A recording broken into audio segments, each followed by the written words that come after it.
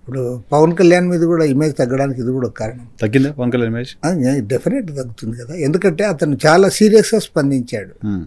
ఈ ముఖ్యంగా రైస్ ఏదైతే ఉందో సబ్సిడీ రైస్, అది ఇది విదేశాలకు పోతుంది, అక్రమాలు జరుగుతూ ఉన్నాయి, బ్లాక్ మార్కెట్ జరుగుతూ ఉంది, తర్వాత స్టీమర్లో పోతా ఉన్నాయని చెప్పి అతను పడవల దగ్గర పోయి అక్కడ కాకినాడ పోర్ట్లో అదంతా కూడా సినిమాటిక్గా అది పబ్లిక్ బాగా సీజ్ ద షిప్ అన్నాడు. సీజ్ ద షిప్ అనడంతో పబ్లిక్ అటెన్షన్ బాగా డ్రా చేశాడు.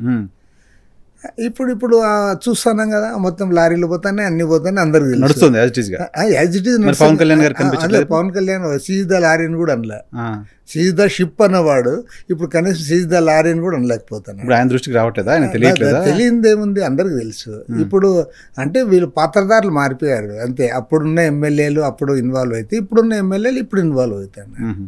కాబట్టి ఇంకా దాన్ని పవన్ కళ్యాణ్ నిజాయితీని కూడా శంకించదలుచుకున్నారా మీరు రామకృష్ణ గారు?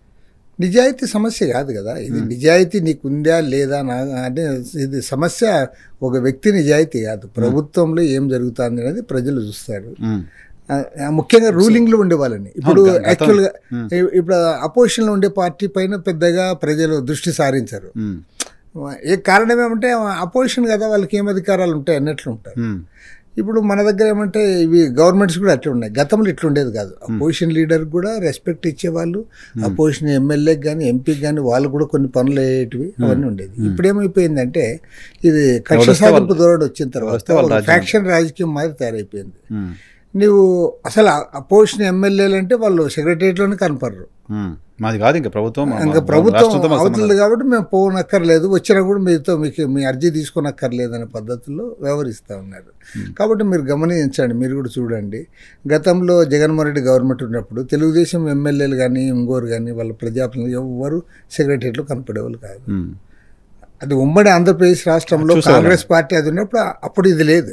పోయేవాళ్ళం, కలిసేవాళ్ళము, ఎంత ఇచ్చాము. ఈవెన్ రాజశేఖర రెడ్డి గారు సీఎం ఉన్నా, ఈవెన్ చంద్రబాబు నాయుడు గారు సీఎం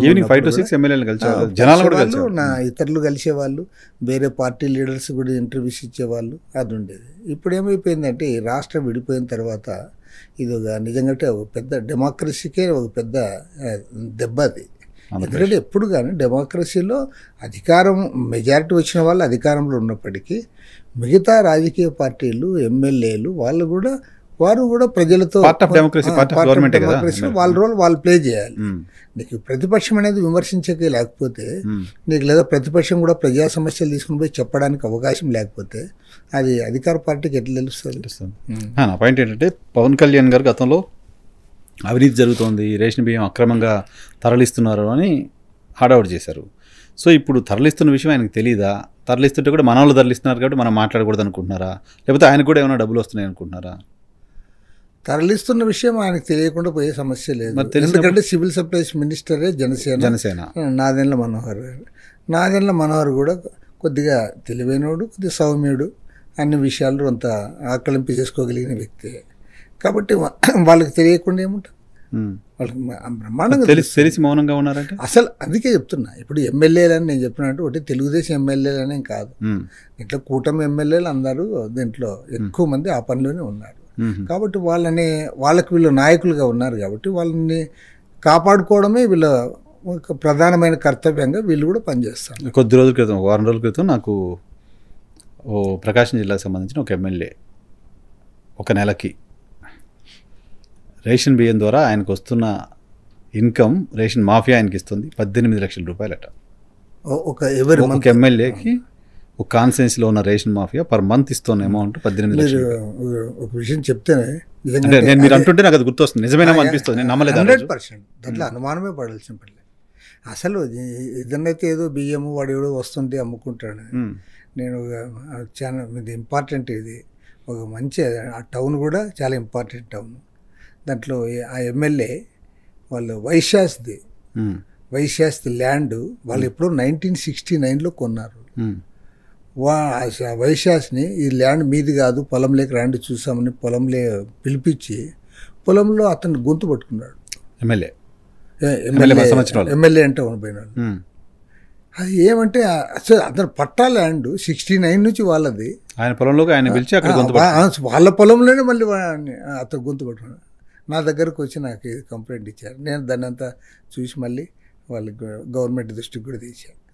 కాబట్టి ఏమంటే గతంలో ఎప్పుడు ఇంత దుర్మార్గంగా జరగలేదు. సినిమాలో కొంతమంది సినిమాలో చూసేవాళ్ళు ఇదంతా. సినిమాల్లో జరిగిన అంటే ముఖ్యంగా తెలుగుదేశం గవర్నమెంట్ ఉన్నప్పుడు, ముఖ్యంగా చంద్రబాబు నాయుడు సీఎంగా ఉన్నప్పుడు ఎమ్మెల్యేలు ఎవరైనా బరి తెగించి చేస్తే వాళ్ళని కంట్రోల్ చేసేవాళ్ళు ఆయన. ఇప్పుడు ఏముంది, మీరు అసలు ఇప్పుడు తాడిపత్రి ఎమ్మెల్యే రానివ్వను అంటాడు ఓడిపోయిన ఆయన్ని. అది ఇప్పటి వరకు నడుస్తుంది. చంద్రబాబు ఏం చెప్పడంలా, నువ్వు రానివ్వను ఊళ్ళేక అని అంటే ఓకే, అతను ఇంతకుముందు ఎమ్మెల్యే, ఇప్పుడు ఎమ్మెల్యే కాదు. ఎమ్మెల్యే కాకపోయినంత మాత్రాన ఊళ్ళో నివాసం ఉండేకుండదా. కాబట్టి ఏమంటే ఈ వీళ్ళ పద్ధతులు బాగాలేవు. తర్వాత ఒక ఊళ్ళు ఇప్పించేది, లేదా ఊళ్ళోకి రావాలంటే కప్పం కట్టాలనేది. ఒక మంత్రి ఆ పని చేశాడు రాయలసీమలో అని అంటున్నారు. అవునా? అంటున్నారు. కాబట్టి వీటిపైన మరి ఖచ్చితంగా సీఎం గారు దృష్టి సారించకపోతే నేను గ్యారంటీ చెప్తా, 100% చెప్తా, వీళ్ళు చాలు మీ మర్యాద తీసేకి, మీ గవర్నమెంట్ పోగొట్టేకి. మేము ఎవరు అక్కర్లే, ప్రతిపక్షాలు అక్కర్లే, ఏ పార్టీ అక్కర్లే, వీళ్ళే చాలు.